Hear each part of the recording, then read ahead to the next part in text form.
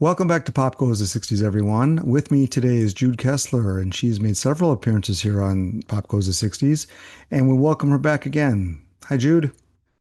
Matt, thank you so much for having me back. I love doing this. I love visiting with you. It's a real honor. And you know your stuff. It's a joy to be on a program where you know you're talking to someone who knows not only the Beatles, but the whole parameter in which they existed. So you and I talked a little bit before the show a couple nights ago about like the importance of what was going on around them in 1965. And you know, not a lot of people are aware of the fact that that was a world-changing year. And the reason you're on is because your latest volume of your John Lennon series is out. And 1965 this is where you kind of you had to do like two volumes just to handle this year. I did. And there was more in this year going on than I really realized when it came to the Beatle world. And if you look at the 1965 from a musical perspective, it was a very big year. A lot of new stuff coming out, a lot of new acts, a lot of competition for the Beatles. So let me just show the book here. And you want to give a little background on this volume? Well, actually, it is this one right here, Some Oh, Forever. wait. Sorry, I got the wrong one. That's okay. Sorry, I got the wrong one. I thought I, s- I thought I have an order here, but no. If we put them together, this is 1965. I mean, that's a lot because Shades of Life was the first half, and that Mhm. covered from January until the 13th of August when they get on the plane in London Airport to head for the States and begin that fabulous 1965 North American tour, which is going to be much, much briefer than the one in 64, but much more eventful. I mean, Mhm. I know we're going to talk about that. And then this is the current book, which is from that afternoon on the 13th with their press conference, all the way through the Ed Sullivan show the next day, Shea Stadium, and oh, some of the most shocking, dangerous, and unbelievable Beatles events that happened on the tour, rushing back home and making Rubber Soul, writing. They've got one song in the can, they've got one that they kind of have written. But other than that, they've got to write the rest of the songs and then record them and have them out for Christmas, going on the UK tour, making a Christmas record. And, yeah, what a great, who does that? Who can do that? Yeah, they had a very eventful year. And one of the things that I didn't realize, and when we last had you on, we were talking about 65 as being somewhat of a blueprint of 64. So Yeah. they were doing a lot of the same things, but things were getting a little crazier in some ways. So let's talk about, in your book, the great thing about your book and your research, you use a lot of fans' accounts. So do you have any favorites accounts that you used to talk about this time period? You know, one that I haven't been able to showcase at all is one that's sort of near and dear to my heart because it's about a Louisiana girl, Catherine DeMoss, who's at that time, she was Catherine Payne. She lived in, they don't even call it a town. She lived in the burg of Shongaloo. And it is about, I'm going to say, probably 10 miles from the big city of Spring Hill. That's how they Hmm. say it. Spring Hill. And Spring Hill had a newspaper, Shongaloo, which was only 150 people, did not. And so Catherine, at 16 years old, decided she wanted to see the Beatles when they came to Houston. And so she went to her father and said, could I have your permission to go if I raise all the money for the tickets and I get my own transportation, chaperones, and everything? He said, sure. So she mowed yards, she babysat, she did everything she could. She raised all the money. She talked a friend's aunt into taking them on the bus to the big town of Bossier City, Louisiana, where they took a Greyhound bus to Houston, had a friend meet them there, and she talked the Spring Hill newspaper into letting her be a student reporter. And I mean, Hmm. imagine your dream, not only to get to see the Beatles, but you have a press pass. And when she gets to Houston, of course, she sees her first skyscrapers. There are no skyscrapers in Shongaloo. Plenty of sky, but no skyscrapers. And they get into the hotel and they're just gawking at everything and so excited. And they are pushed aside and told there's no room for the student reporters. And she's so disappointed because the only ticket she could afford was one that had an obstructed view. And so she's thinking, well, so now I'm not going to really get to see very well at the concert, nor am I going to get to go to the press conference. And the next time that the door opens to the press conference, she grabs her friend's hand and says, "Come on," and barges her way inside, pushes past security, and finds a place and stands flat against the wall. And they don't make her leave. So she does get to go to the press conference. I mean, what courage for a 16-year-old girl. Yeah, I would say. I mean, taking a bus, that's a long drive, isn't it? It's got a few hours at least, isn't it? A long way. From middle of Louisiana to Houston, man. Yeah. Yeah. And, you know, at 16, I thought I was brave when at 18 years old, I flew to Washington, D.C. and took a bus to downtown DC and took another bus to Annapolis to meet my now husband Rand at the Naval Academy. I thought I was brave to do that. I wasn't 16 and going to Houston to see the Beatles. On, you Yeah. know, it's amazing. And there's so many stories. There are several stories. There's a story of a young junior high school student who is going to the Chicago concert as compared to a college girl who is going and how they see things differently because one of them is going to scream and the other one is going for the music. And it is talking to the fans and the people who were at Shea and people like Ivor Davis, the journalist, one of two journalists who was actually with the Beatles when they Hmm. met Elvis, and getting all these personal insider stories. That's what I do it for, really, to get to know these people and to see the Beatles through their eyes. Yeah, and that's another story. We hear a lot about the Elvis story that, and all these kind of things are getting kind of, what's the word? You know, they're going through the motions. They're trying to meet these things are getting set up for them. They're not really working. The fans are getting more hysterical. You know, I think the fact that they went started doing stadiums really changed the dynamic of everything. And that's it's too big. You know, they're just too big. You know, you got to see them and you could barely hear anything. I mean, it was way worse sound than in a theater. Yeah, yeah. And then, when they go to see Bob Dylan, when he comes to London, so about 6 months before, and they sit in that audience, and the audience is silent. And they're listening to Bob Dylan. And he's sitting on stage just with a single microphone and singing, and no one is making a peep. And John is so resentful. I mean, he's happy, I'm sure, for Bob Dylan, but he's like, where did we go wrong? Because no one's listening. And Cynthia always wisely says to him, but John, they're listening to the records. They know every single word. So they are listening. He said, yeah, but the concerts have just become an excuse to riot. And in a Mm. way, that's true. They really were. I mean, you and I were talking about San Francisco.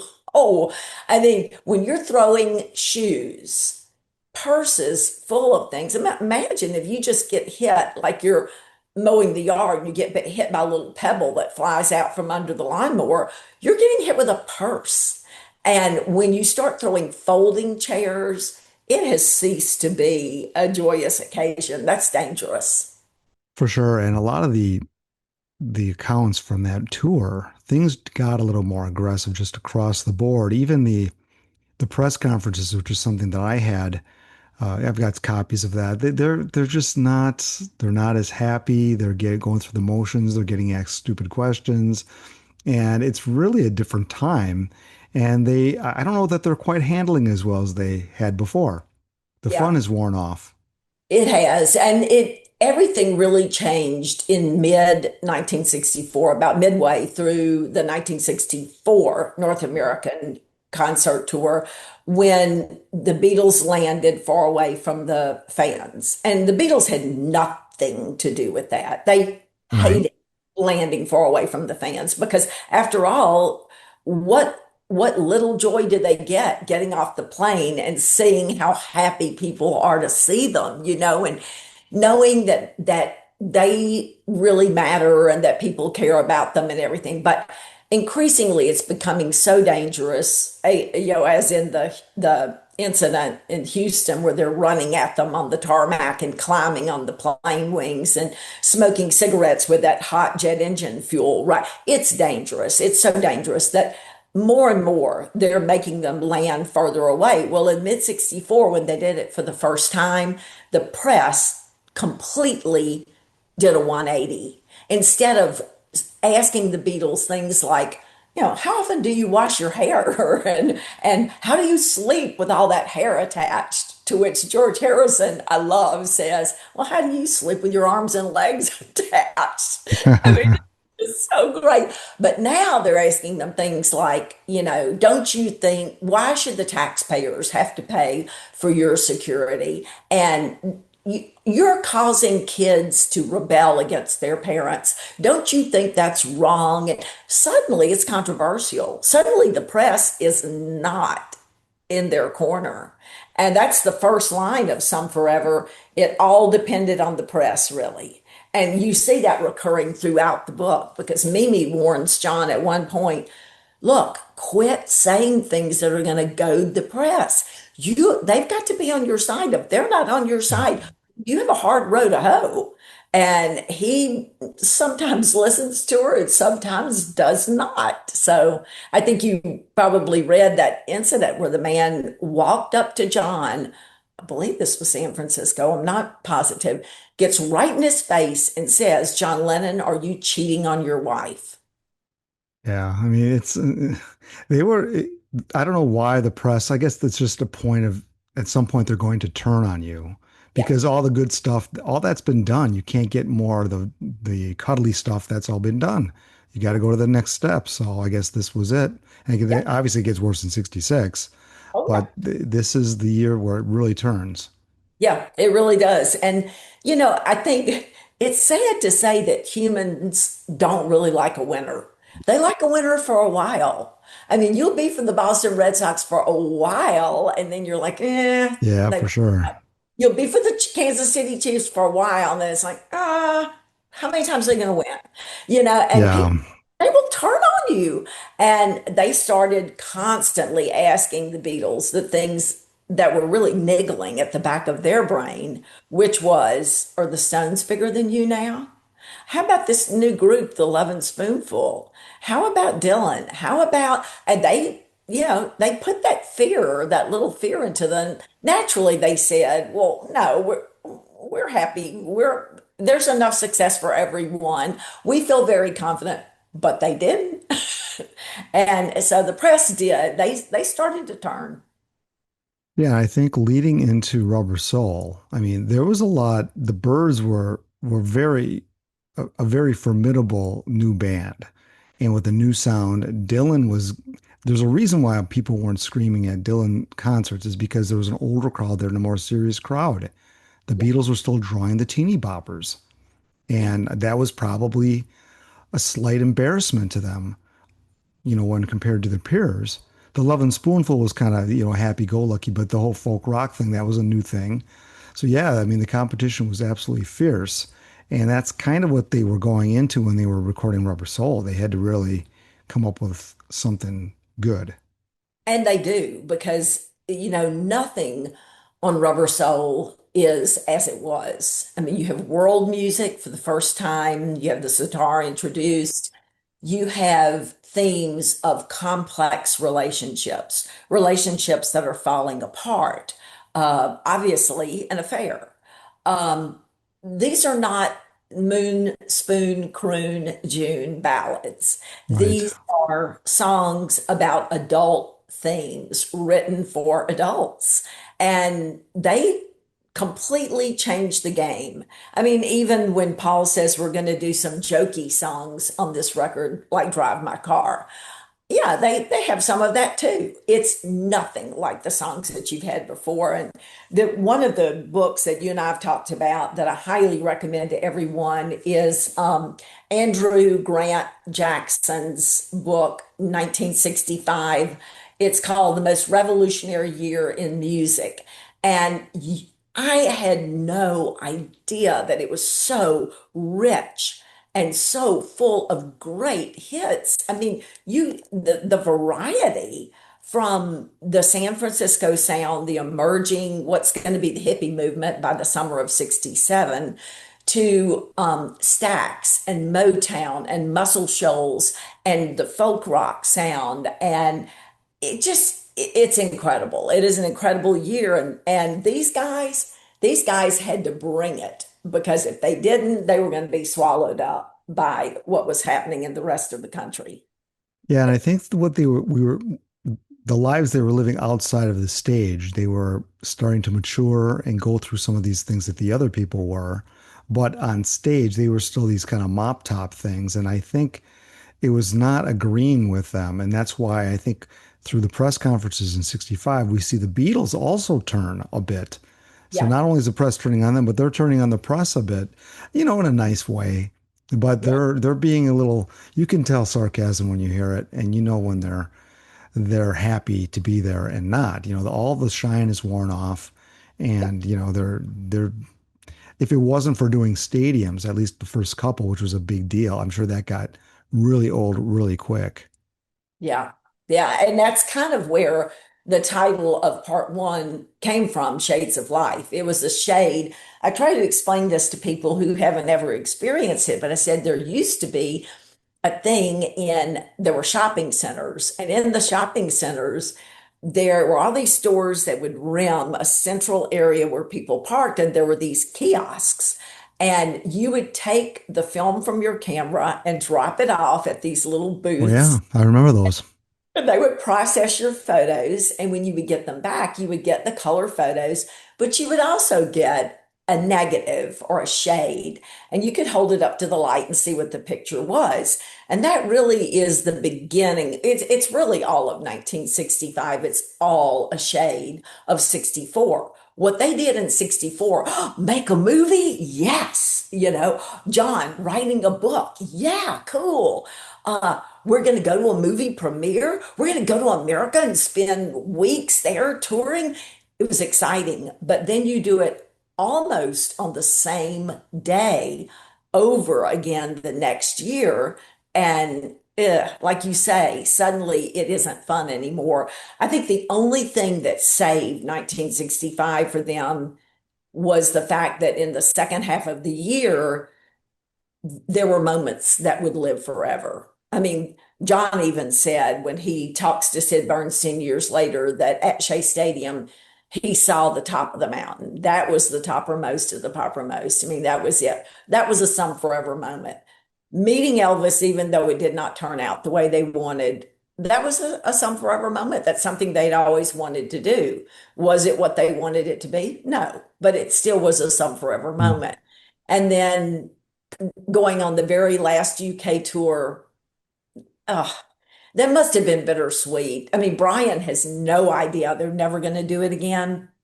I think in the back of his mind, he must have known on some level that because they were rebelling left and right against touring, but he never thought this will be the last time that they stand on this stage. But they knew it. And I can just imagine the way they felt living through that tour and knowing this isn't ever going to happen again. Well, one of the things I liked about this book, let me get the right one here, this one, is the detail from the British tour following what would have been the end of the year, December of 65. So they do Rubber Soul within 2 months, and it's a rather sparse album. There's not much overdubbing because they don't have time to do it because they've got a tour to do. And I must confess, I never really bothered to look into this tour that much. But in reading your book and all the information that went with it, I thought, wow, this is really the last time they're in their on their home turf doing these songs, you know. And it made me feel strange about it, you know, that the Yeah. end is coming, you know, the end is already starting in late 65. You know, I never really felt it that way before. I know. I hate it. I look out over what's to come over the next 3 years of writing the next volume, and I think, oh man, we're getting ready to go into some bad things. I mean, already where I am right now, John is getting ready to do that interview with Maureen Cleave, which people forget is a 4 hour interview. So, as she said years later, and you can see these YouTube videos, that wasn't all of John's comments. I mean, John said much, much more about religion, and some of it was really good. But I pared it down to what I needed to say in the article. So already I'm standing on the precipice of knowing that what he says to her is going to turn out very badly. The Budokan is going to turn out very badly. I couldn't go worse than the Philippines. There's nothing that, and then the States. And there's sad days ahead. But on the UK tour, things are pretty happy. And Brian has made a great effort to make sure that they love this tour because they don't want to go. And they've said, in fact, they canceled the tour in August. Before they left to go to the States, the word went out there would be no UK tour. Well, the fan mail that came in was like, Mm. these Beatles are too big for their kecks. And who do they think they are? We made them. And it was not good. And George flatly just almost refused to go. He's like, we are not going on that tour. Ringo didn't want to go because he has a new baby and Ringo's a homebody. He wants to stay home with Zach and Maureen. Paul always is pretty much up for touring, but this time he was burned out. He was tired. And John's like, guys, we got to go. We have no choice. This is important. These people in these theaters across England and Scotland made us who we are, and Wales. And so we've got to go on this tour. And he just about forces them to go. And of course, Brian is just chomping at the bit for them to go. But so Brian says, okay, I'm going to pare it down to 10 days. And 2 of the last days, you're going to be back in London so you can go home at night. And here are the people that are going with you. Your buddies from Liverpool, Beryl Marsden, whom they adored. John called her the Mighty Mite. She was vivacious and fun and sassy and smart aleck, and they loved Beryl Marsden. Steve Aldo, who would sing duets with her. The smooth stylings of Steve Aldo. He was very Johnny Mathis-esque and just had a gorgeous voice, and they loved him. The movie Blues with Denny Lane, their buddy Denny Lane, whom they loved. And they have a lot of fun playing pool with them or snooker or whatever you want to call it. And they have the Paramounts and the Cubas. These are their friends. These are people that either were from Liverpool or from the NIMS stable, and they knew them, and it was comfortable and it was fun. And so it turns out to be kind of a joyous time, especially for John, whose cousin Stan shows up unexpected and hangs around with him backstage. Mm. And it just there were some very happy moments.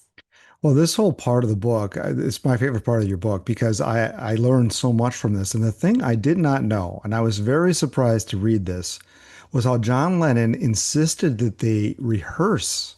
Now, the Beatles oftentimes did not rehearse for their shows. They got lazy. They knew the songs. Nobody could hear them anyway. Lennon was the one insisting that they rehearse, and the others didn't want to do it. But I guess they did. Now, I don't know what he felt. Well, like you just kind of explained it, something was on the line here. And there was a pride about the UK for some reason with him that the others weren't really picking up on.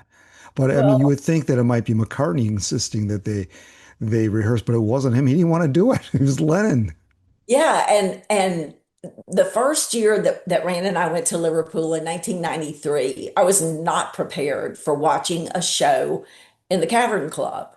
So we went, the first concert we saw were the Pies, who were really popular at that time. And they're up on stage playing, and people are screaming from the audience. I can't say it because we may get bleep, but I mean, it's like basically, you suck, you're terrible, shut up. And the band's yelling back at them, you shut up. And it was not a friendly atmosphere. If the Pies weren't on their game, the audience was glad to let them know about it.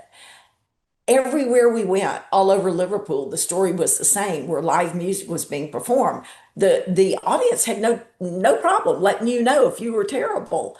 And John knows that, and he's very afraid because they have not really performed. They've stood on the stage and they've gone through the motions, but since no one can hear them, as he admitted, sometimes I didn't even sing, I just moved my mouth. I mean, yes, they sing at the Hollywood Bowl. And yes, they sing at Shea Stadium because they know they're being recorded. But many times, why sing? Why bother? Yeah. Because you can't hear. And so he said, we've become terrible. We're terrible. And they're going to let us know about it. They're going to be yelling at us from the audience. He's nervous about Mhm. that as well. He should have been. And are there any recordings of that tour? There's some, I suppose. I know because they actually did We Can Work It Out live a little bit on that tour, and some songs they typically didn't do. Yeah. Yeah, they're very blurry. We did a webinar on the UK tour uh, last year, and we showed some of the performances from the UK tour. But I don't know if people didn't know how to use their movie camera, but it goes, it's all over the stage and it's very grainy. And they would take like maybe 10 seconds of one song and 10 seconds of the next song. But yes, there are some videos out there of it. Hmm. And just so many interesting things happened on that tour. Um, some not so good. For example, we think about this now with Facebook and all of our social media, Insta. We don't post, hey, I'm leaving home for a vacation. I'm going to be gone 2 weeks. But they didn't think about that then. So when Patty Boyd was coming up to Liverpool to watch George perform at the Empire, they put it in the newspaper. Patty's headed to Liverpool to watch George. So they broke into her house that night and stole George's gold record. Oh. So, there were some not so good things, but mainly, other than the weather, which was terribly atrocious, horrible fog, snow, ice, and they're traveling in December. So, not good. Other than that, it was a great, joyous last time ever tour. And a lot of the girls in Liverpool that got up and danced in the aisles during the last song, Beryl Marsden says they were just in tears because they knew it. They knew the Beatles Mm-hmm. had gotten too big, that they would probably never see them again. Yeah. Well, nobody really did much after that anyway. I Right. mean, they probably toured 1 year too long. If they could have, it would have been nice, to rewrite history to have that UK tour be the last tour. If they could have understood and did something special there to end. But, obviously who could have known? No, they couldn't know. And I think really they did it for Brian because they had already told him no about some things that really mattered to him. He wanted them to do yet another Christmas show. And they say, are you going to do a Christmas show this year? And John says, why don't you ask Father Christmas, Brian Epstein? You know, no, we're not doing another show every single night from like the 18th of December through the 3rd or 4th of January. No, no, no, no, we're not going to do it. And he really, it was hard for him to take no for an answer. And then he wants them to make another movie, A Talent for Loving. And they tell him way back in August, we don't want to do it. And then they have a meeting in early December at the NIMS office, and they all hardline, we are not going to make that film. And he still doesn't get it. And in January, he's doing research on making the film after they've said no. So I think they felt like they owed one more North American, what world and North American tour, and then that's it. Yeah, Brian, I don't think was picking up on what was going on. I mean, he was used to making the money, and I think the Beatles were. I don't think they were proud of the movie Help. They knew that wasn't it wasn't nearly as artistic as A Hard Day's Night, and I think that's why they weren't going to do a third movie. They weren't going to be laughing stocks. Although they did, we did get Magical Mystery Tour, which wasn't a feature film, but we saw what happened then. But that's another 2 years in the future. Yeah, and what people forget is that they're on set from 8:30. They start filming at 8:30. So you have to be in hair and makeup by 7:30. And for John, who lives 27 miles out, and Ringo, who eventually does, George as well, they're coming in what is rush hour traffic. And because it's a stockbroker belt and everybody that's out there is works in the smoke. So you've got an hour commute. So for him to leave home at 6:30, he's got to get up at least by 6, and then he doesn't even get home until midnight because when the day is over at 5:30, that's when they go do television specials and interviews and personal appearances, and he doesn't get home until late, and then he gets 4 or 5 hours of sleep and you do it all over again, and that goes on for 3 months during the filming of a film. And it's too much. That's too hard for anybody. Even though they're in their early 20s, it's still too much. Yeah, I mean, they were pushing them as far as they could. And that's why a lot of these young people, when you're 20s, you can do that. You're just so naive. You just kind of do what you're told, and it works Yeah. for a while until you burn out. Yeah. So yeah, a lot, and most people do burn out, and they just, Epstein was really, he was doing what every other manager would do, really. So that's Yeah. not unusual what he was doing, but he was not reading the room very well, or Yeah. he was too, yeah. I started thinking last night, I kind of figured you and I might talk about this. I was thinking, why was he so insistent on them doing this when they said over and over again they didn't want to do it? Well, one, exactly what you're saying. He thought it was for their good. He thought, I've got to keep them in the public eye. I've got to keep them in and Tony Barrow felt the same way. But I think the other element, because in the 1964 North American tour, they wined and dined the journalist, and they had, lavish parties with food and alcohol, and they then they had to pay taxes. And by the time that they finished, they actually lost a little bit of money on the 1964 tour.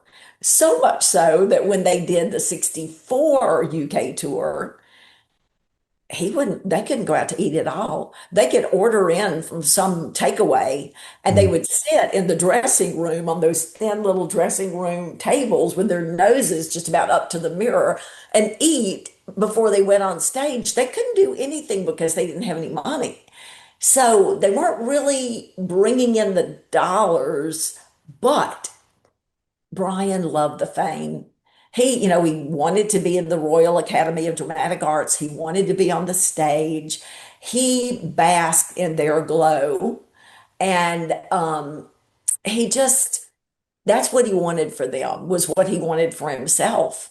And at some point, end of 65, what they wanted was just to go into studio and record. Just, that point where you reach, where you go, everybody just leave me alone, you know? Yeah, and it's what's interesting is they recorded Rubber Soul, and obviously we can see what they did Yeah. with the time in the studio, and that's they were pressed for time. If they had another couple weeks, it's amazing how the priorities were, but clearly we see what is the shift, and Brian wasn't seeing it. No, no, he didn't want to see it. He may have seen it, but he was probably thinking, how your parents, when they saw you doing something they didn't want you to do, they would think, oh no, he's going to straighten himself out. And then that's going to all change. My parents would be like, oh, no, no, you need to go to law school. But I don't want to go to law school, but you need to go. I don't want to go, but you need to go. So that was the conversation. We don't want to tour, but you need to tour. And So it went on, as you say, it went on 1 year too long. And so much heartache could have been avoided. Because I Yeah. don't know, the date book would have even printed that comment had the Beatles not been coming back to the States in 2 weeks. Hmm. Yeah, Yeah, it's too bad they weren't allowed to get a rest because they really needed it even at this point. yeah, And they were just strong enough they could carry on. And it just the idea of going to the Bahamas to do a film sounded good at the time, maybe. And, I just think that they weren't in control yet. I mean, they're starting to say no to Brian. And Brian, I think this is, he had all his insecurities as well. So what am I going to do if we're not touring, if I'm not putting them on television? And there's a lot he could have done, but he just, it was early times and they were right. so big. I mean, who could have known? Yeah. Yeah, and you don't anticipate that the shift is going to be so dramatic, that you're going to go from top of the world to having all security in the Philippines pulled away from you so that you have to go on the tarmac into the fray, into the fans without any protection whatsoever. Yeah. It- what a shift. I Yeah. mean, what a difference 6 months can make. And And, that, and and there again, Brian, I- you got to put a little blame on Brian for the Philippines thing. We're getting a little ahead of ourselves here, but yeah, he was the one that would have set up any kind of meeting with any kind of royalty, yeah, and that was botched. I mean, mhm, he did not understand the ramifications, and that they had to give back all the money. yeah, They were threatened. They were like it was extortion. We're I not know. going to let you leave unless you give back all the money. So yeah, it was a mess. And Brian, in some instances, he gets ripped on an awful lot that he screwed up the Beatles business by people who don't know shit about business because he made some wonderful decisions, as a matter of fact, He and was did. the perfect person for them. But in the end, things were happening so fast in the 60s. It would have been hard. We saw what Colonel Tom Parker did with Elvis, Yeah, completely castrated the king, yeah, and they decided to just make movies and take the easy money. yeah, And there's ramifications that there's a reason that they didn't get the good songs either because they were taking the publishing. So Brian Epstein could have gone that way, and he didn't. I mean, there wasn't a lot of blueprints out there for pop success on this level. So the Beatles took their lumps, but they were tough guys, and we saw they kept chugging. yeah, yeah. And they want to get along. They want to do what Brian wants because obviously Brian loves them. He loves them and cares about them. And they want to make him happy. I mean, when Lou Grade and Bernie Delfont approached Brian with a very lucrative offer just prior to 1963 Sunday night at the London Palladium and say, look, we'll pay you quite handsomely to let us take over the Beatles. And Brian feels that he cannot make that decision without approaching the boys because it's partly their decision. He's not going to say no and then have them say, hey, we wanted to be managed by these guys that run ITV and the Royal Command Performance and control the big stages in England. So he brings them into the NIMS office and sits them down and presents it to them. And John Lennon's like, if you sell us, we'll break up the band. That'll be it. We'll never perform again. We're only doing this because of you. So if you sell us, we're done. So, I mean, they want to make him happy, but at some point, I mean, as it went along and went along and went along and got more and more dangerous, and after 65, it's just patently obvious that they cannot go out in public. It's becoming yeah, something bad is really going to happen, then they finally have to make him unhappy, but they don't want to because they adore him just like he adores them. Yeah, they were loyal to him. I mean, he was they were loyal to each other. So that's still playing out here. I think, yeah, in 63 they never would have left Brian. But in 67 they don't leave him either. But they're thinking about it, I suppose. Brian's got troubles of his own, but at this point, Brian seems to be pretty much in control. He's still kind of the impresario. He's got a decent stable of other acts that he's managing, but behind the scenes, it can't be easy for him. I mean, that story hasn't been told that well yet. No, there is a good bit of that in The Man Who Invented the Beatles, Ray Coleman's book. Um, and he really, Wendy Hansen talks a lot about by 65, Brian is there whole days when he can't come into the office because he is so depressed and he is vacillating between uppers and downers, and he sees that the Beatles are beginning to slip out from under his control and he doesn't like it. And maybe that's why he never hears them say, we're not going to do a talent for loving. We're not going to do it because he doesn't want to hear it. But he's beginning to realize it, and he has too many acts. Even with Tony Barrow managing a large portion of those acts, it's still overwhelming. He extended himself too much. Yeah, the Empire just couldn't support it. I mean, what Brian brought was his close proximity to dealing with his artists. Yep. And like you said, it was too big. There was too many artists. I mean, there's only so much he could do for them, and you kind of lose that closeness and that intimacy with the manager. And that's, I think, ultimately what happened with the Beatles. Yeah, they started growing up and getting married and moving out and stuff like that. But yeah, I mean, it's a very fragile thing. Yeah, it is. And it tickles me when John is talks about the time that he and Brian spent on holiday uh, in Spain on the Gold Coast of Spain. They're touring for about 14 days. And what is he griping to Brian about? You're giving too much attention to Billy J. Kramer. And Brian's like, well, I think I've been very equitable to the Beatles. Well, no, because you gave Billy J. Kramer this song, and you did this for him, you did this for him, and how about us? So I'm sure everybody was doing the same thing. And when everybody's doing that, no one ever makes you feel like you're doing a good job. Yeah, I suppose.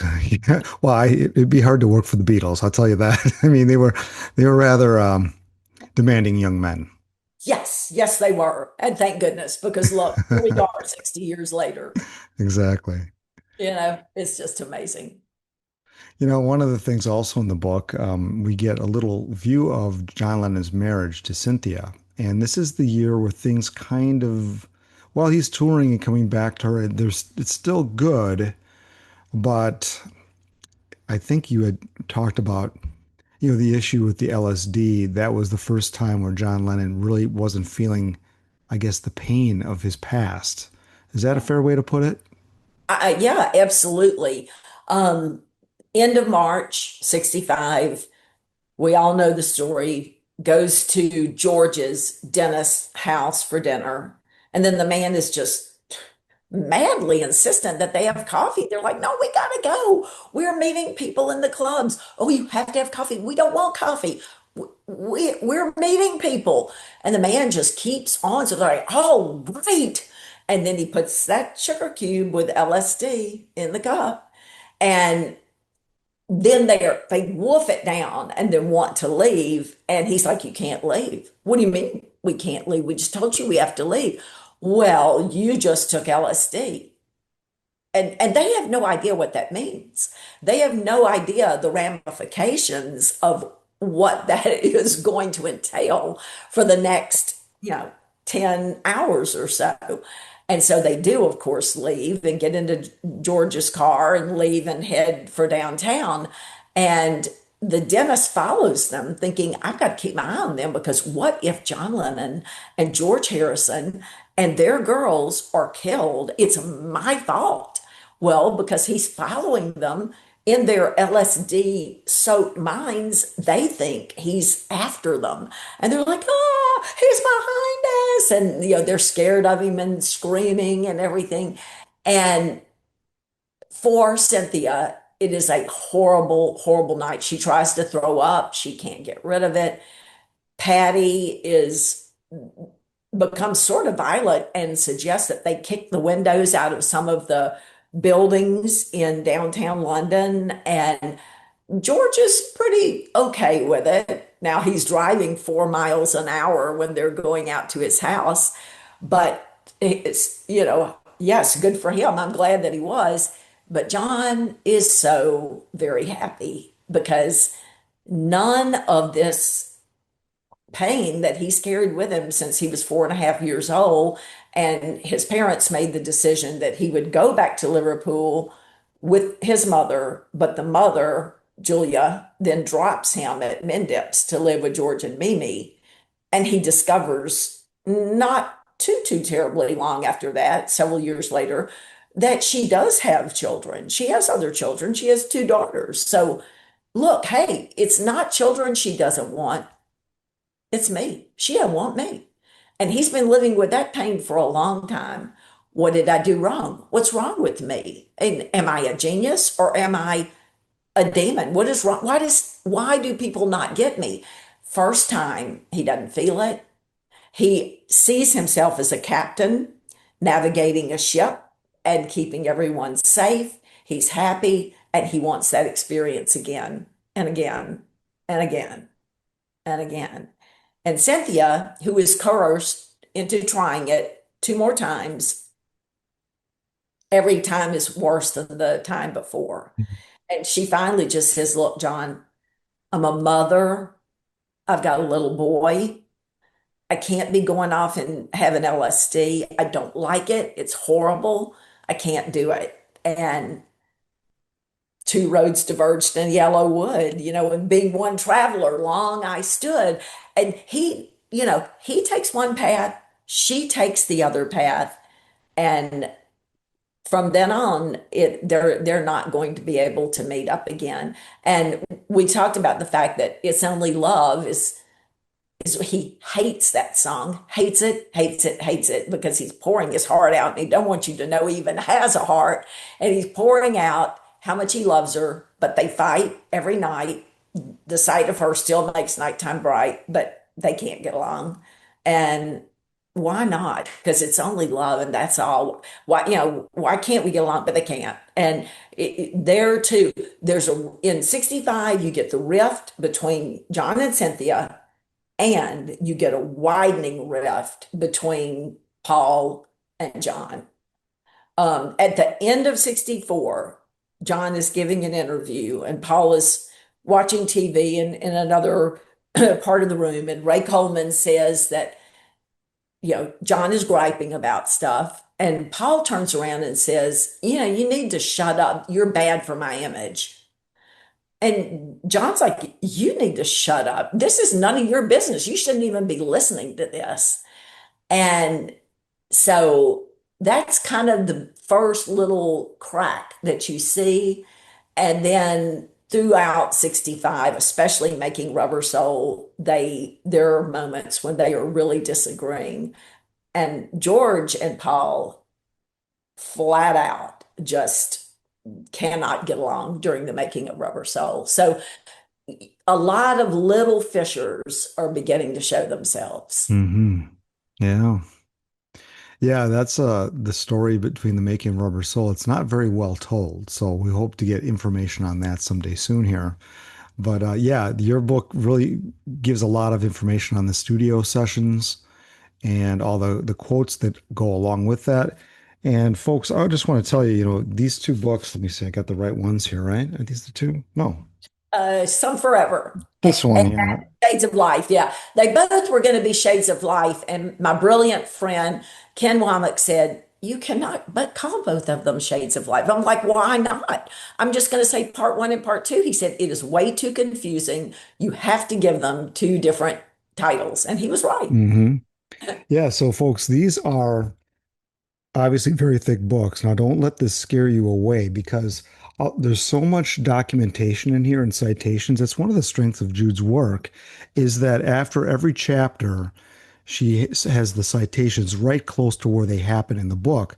So you don't have to like go looking in the back to find it. That's one of the things that makes this, I think, a really good read. So there's so much in there. That's what helps make this a little bit thicker. So don't let the thickness scare you, folks. That part, to me, this time, I've had more people write and say, I loved the narrative, but I really got into the notes. So, because I can't include everything, I just, there's no way I can work Right. it all Mm, into the story. mm. So, I put a lot of extra additional information at the end of the chapter, and I'll ask questions. Yeah, like Paul says he did this, John says he did this. What are the facts? Or what actually did Elvis say to the Beatles? And then I'll give every account, 18, 20 different accounts of what different people say he said. Or why did the Beatles refuse? Why did George refuse to attend Alan Livingston's party that he gave for the Beatles in Los Angeles? And why did Paul leave early? Well, they were going to see the birds, but there's a lot of information about that. And I can't put it all into the chapter, so a lot of it goes at the end of the chapter. Yeah, that's very helpful and it's chronological. So it's almost like a separate story that runs parallel. And it's really easy to read too. So yeah, I like that. And you can see where stories get started because Chris Hutchins was the other journalist who was with the Beatles the night they met Elvis. And Chris Hutchins said that it was John who said to Elvis, "Why don't you write songs like you used to do?" And then Paul in the anthology says he is the one that said that. And you and I sort of talked about the fact they probably both said it. They probably, one of them said it and the other one said, yeah, yeah, why don't you do that? I don't know. But the people that follow Chris Hutchins' account, every one of them repeat that John story. And you can watch the genesis of it through the years. If they cite Chris Hutchins, John is saying it. So it's interesting to see historiography at work and to see how a story once told is then repeated and often embellished. Correct. It's interesting to see the same sources used and the way people quote it, it changes a little bit each time. It And does. it's really kind of interesting. And yeah, so that's fascinating just to point and you put all those in a row so people can understand what was said and by whom and what writers are quoting whom. So that's also very helpful. Yeah, you wonder how people can be at the same event and see things so differently, but they do. I mean, Hmm. completely like the reports of what Elvis's wife is wearing at when we go through, let's see, I've got it right here. It's so hilarious. They tell completely different outfits. So one of them says that she's wearing a purple gingham pantsuit. The next one says she's wearing a mini skirt. The next one says that she's wearing a silver lame dress. That's not even Yeah. remotely close. Yeah. And one of them says that John was staring at her legs all night. And John says, well, if Chris Hutchins is right and she was wearing a pantsuit, how could I stare at her legs? I remember Neil Aspinall said she was wearing a tiara or something, you know. Yeah, all those years later, I suppose all of this Beatles history. It's hard you can't take it all hook, line, and sinker. You can get pretty close, I think, but there's some stuff that's just unknowable, I suppose.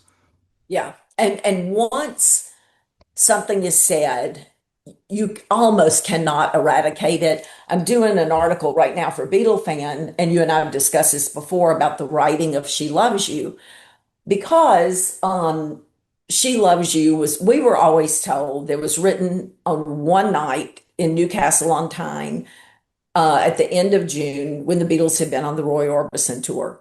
And the next day they went to Forth Lawn Road and they perfected it, and that was a done deal. But if you go to the anthology, Paul says that while he was on the Roy Orbison tour, while he and John were sitting together on the bus, they were writing a song and they were working on it for weeks. And they were inspired by Roy Orbison and challenged by him. And so they wrote this song complete with yeah, yeah, yes in the style of Roy Orbison. And that song, he says, is from me to you. No. because From Me to You was written on the Helen Shapiro tour and was recorded on the 5th of March. The Roy Orbison tour is in June. So it isn't From Me to You that they're writing, the song that they're working on for 3 weeks, and then they perfect it at Newcastle on Tyne and Fortland Road is She Loves You. She loves you, yeah, yeah, yeah. Pretty woman, yeah, yeah, yeah. They are being challenged by Roy Orbison, and they're writing it on the bus. And I get so much pushback from this. And I want to say, why does the writing of the song have to be atypical of the Beatles? Because typically, what do the Beatles do? They work on a song. They work on it and they work on it and they work on it and they work on it and then they have it. And when they don't, like you're saying about Rubber Soul, it seems rushed because we're used to them working on it. And that's what they're doing on that bus tour. So, but once that word is out there, once a story is out there, oh, people do not want you to change that story. They don't. Yes, once it winds up in print, it's hard to get it Yeah. out. It takes quite a lot to overturn it. Yeah, for sure. Yeah. It's people want the story to stay the same. And I'm guilty of that because this Billy Hall saying that the Julia and Fred had an amicable discussion and decided that John would go home with Julia to Liverpool. But see, that's not what I always thought, and that's not what John said. John said they put in between the two of them and made him choose. And so it's hard to take that new information. It's just difficult. So I get it. We're used to a story a certain way, and it's hard to alter and move on from that. But this is just part of the process, and your work is part of the process, and you're doing a great job documenting all of this information and citing everything. So you're doing important work. So that's why I'm glad to have you on. And this is the sixth book, I believe, right? It is, but my editor would just murder me if I say that because she's like, do not say it's volume 6. It is volume 5.1. So 5 is Shades of Life and Some Forever is 5.1. It's the second part, but it is the sixth book in the Yeah. series. So the And next one will be volume 6, but it'll be the seventh book. Tell that's your right. publisher she's confusing the audience. I mean, and I see what she's saying. It's one compendium. It's one Hmm. one. Yeah, but yeah, so the next book is she said, because in the next book we will meet Yoko for the first time. Now, are we going to go from January 66 to December 66 in this next book? That's the plan, but I mean, yes, it is going to be a minimum of that. I would like to go a little bit farther than that because time is of the essence and there's a certain amount of hurry up involved. But we'll see. Well, We'll that see. end of 66 has kind of a nice stopping point. It really Yeah. does. Yeah, I think you can probably do it in one volume. I think you can do it, Jude. Yeah, I definitely can do 66 in one volume. Um, and then I think really 67 to 69 is that is another grouping. Okay. That's a segment all to itself. So Hmm. we'll see. I just keep my head down like the Beatles. I keep my head down, I keep working, I keep plowing on, and that's all you can do. Well, tell people where they can get your book. John Lennon series.com, and every order that comes in comes directly to me. So I will sign it, and my husband does all of the cover work for all of the books. So he will sign it as well.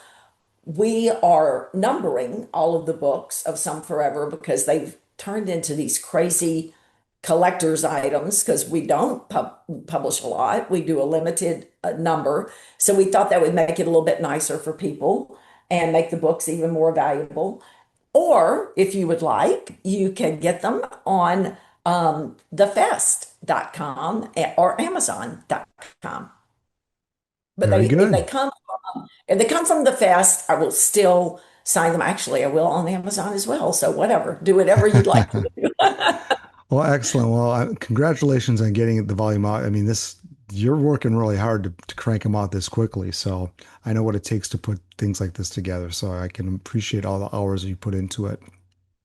Thank you so much. Thank you for what you do. And I know how hard you work because I do a lot of podcasts and I appreciate the pre-meeting, the planning, the outline. You do a fabulous, fabulous job. And it shows because you have bazillions of listeners. So congratulations on your Well, work. thank you. Thank you. It's always a pleasure to sit down with a writer who's a fan like myself, where you know, we could record several hours, I suppose, and just let ourselves go on the Beatles.